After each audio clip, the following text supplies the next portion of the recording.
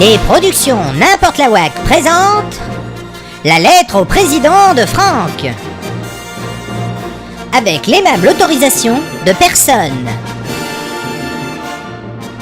Aujourd'hui, El Señor Presidente. El Señor Presidente.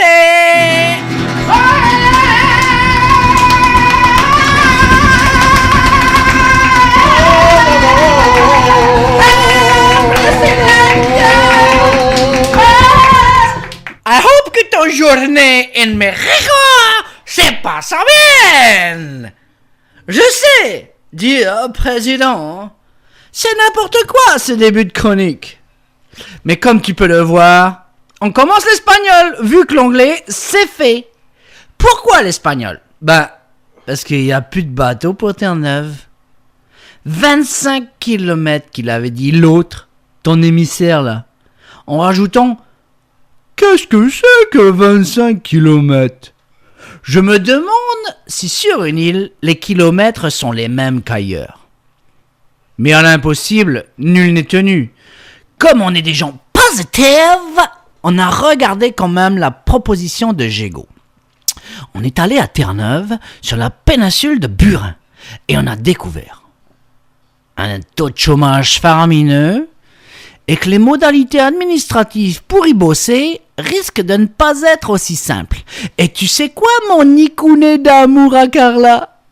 Quand ils ont du boulot, tu me croiras peut-être bas, mais ils embauchent leurs ressortissants en priorité. Incroyable, non? Quant au voyage, je ne t'en parle même pas, c'est plus compliqué que pour partir sur Mexico. Voilà pourquoi on se met à l'espagnol!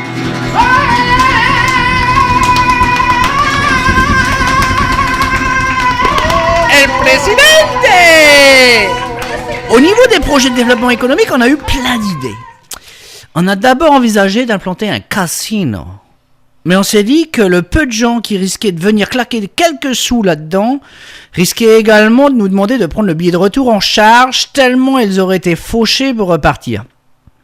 Comme développement économique, on a vu mieux, je pense. Après, on s'est dit qu'on pourrait faire venir de beaux garçons qui auraient pu danser tout nus sur les tables pendant que les filles leur arrachaient leur support athlétique. Mais bon, avec Jérôme, ça nous a énervés, les beaux garçons. Alors, tout nu sur les tables avec les hordes de filles autour, je te raconte pas. C'est insupportable. Du coup, Jérôme a bien essayé de le faire lui-même, déguisé en mariachi. Mais c'est là que la catastrophe s'est produite et que la table s'est mise à faire la gueule. Aujourd'hui, il fait bronzette à l'hosto avec le coccyx en lambeaux, un anus en zinc. Ça le fait pas, quoi.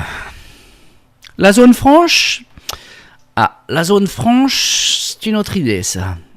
D'ailleurs, on a eu une idée qu'elle est bonne. Sauf que vu que si ça se passe comme en Andorre en ce moment, c'est encore une fausse bonne idée. L'économie de service. C'est pas mal comme idée, hein? Le premier truc qu'on s'est dit, c'est qu'il faudrait commencer à réfléchir à ça sur le nouvel hôpital, puisque les anglo-saxons et les riches du monde veulent des cliniques où on peut rapidement les prendre médicalement en charge. Alors allons-y. Mais il nous faudrait un personnel et de la technologie de pointe. Et comme pour arriver ici, elle transite par Terre-Neuve. D'ailleurs, je crois personne ne nous prend plus au sérieux. Ça doit être à cause de Jérôme. Avec son truc sur la table, là, ça n'a pas passé, ça. In fine, faut bien l'avouer, nicounet d'amour à Carla. Il ne nous reste que ce truc du plateau continental, mais ma boule de brouillard m'a dit que tes hauts fonctionnaires, qui devraient également être les nôtres accessoirement, ceux-là même qui se sont pris une déculottée en 92 chez un diplomate, on dit un compromis, face aux techniciens canadiens, trouvent que ce n'est pas une bonne idée. Enfin, eux, ils disent une fausse bonne idée. C'est incroyable, ces gens. Normalement, ils sont censés nous défendre, nous aussi, vu qu'on est français. Dire que nous aussi, on paye tout ça. Pourtant, on est tout petit. Tout le monde nous le dit. On a bien regardé sur la carte. Et ce qu'on demande est aussi dérisoire que le Canada est grand. Suffit de tracer sur une map monde l'archipel et 200 000 marins autour. À l'échelle, ça n'apparaît même pas. Plus sérieusement, on ne demande pas le Nunavut quand même, ni le passage du Nord-Ouest. On demande un territoire à la taille de notre archipel. Et d'aucuns, à commencer par tes hauts diplomates, s'accordent à dire qu'on est ridiculement petit. Alors pourquoi nous dit-on cela d'un côté, quand de l'autre, on fait comme si notre demande était une affaire d'État, disproportionnée, qui empiéterait sur les bonnes relations franco-canadiennes, allant jusqu'à remettre en cause des marchés en millions de dollars, de ventes d'avions ou autres. Comme si les Canadiens passaient des marchés avec la France pour rester en bons termes avec celle-ci à cause du problème de Saint-Pierre-et-Miquelon. Honnêtement, ce serait bien que tes diplomates ne nous prennent pas que pour des queues de morue non plus. Puisque tu es bien vu, toi, de ces gens, tu serais sympa de leur faire la remarque. À Harper aussi, d'ailleurs.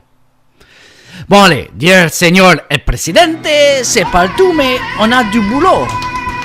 Faut qu'on cogite à notre développement économique avec l'extension du plateau continental. Alors, on pense fort à toi et à ta signature en bas de la lettre d'intention à la commission de l'ONU. J'adore cette chanson. Quelqu'un m'a dit que tu nous aimais encore. C'est quelqu'un qui m'a dit que tu nous aimais encore. Serait-ce possible alors que tu nous signes cette lettre sur l'extension du plateau continental autour de Saint-Pierre-et-Miquelon?